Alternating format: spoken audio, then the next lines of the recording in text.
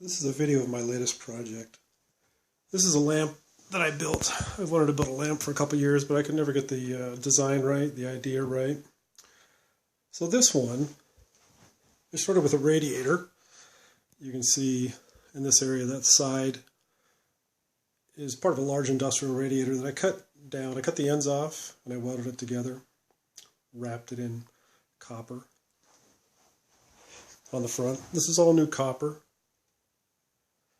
It's been aged with salt and acid and different things. Then I added a bunch of plumbing on this side, give it a bit of an industrial steampunk look. Added a few valves to it, put a pressure gauge on it. And I built this transformer for the back. This looks like the old transformers you'd see in a bad sci-fi movie, made out of porcelain or Bakelite. This is actually made out of wood. And it was dipped in epoxy resin, sanded smooth, and then coated with an eggplant shade of paint. Now you can see in the back there's a couple wires coming out from the transformer, and they go up through these old insulators and up to the top.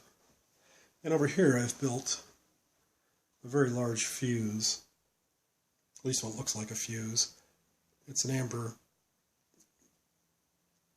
glass rod, excuse me, within a glass tube wrapped in copper and connected to the wiring. As you go up to the top, this is the good part. This is the death ray part of it. You can see it has a 12-inch bulb coming through the center of it. It's an old Edison style. It's called a beacon bulb. It has a really cool filament to it.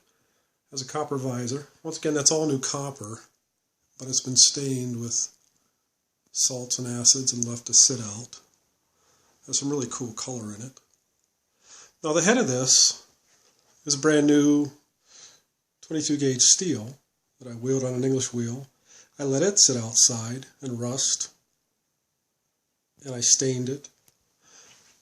And then the back of this is copper as well, and hopefully you can see the colors. The greens and some purple that came through. Now the very cool part is when I turn it on.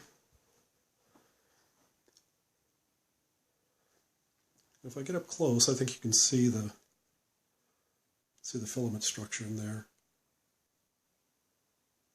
It's a very unique bulb. It's got a glass rod that goes down through the middle of it, a spring on the end, and as it heats up you can hear the spring moving.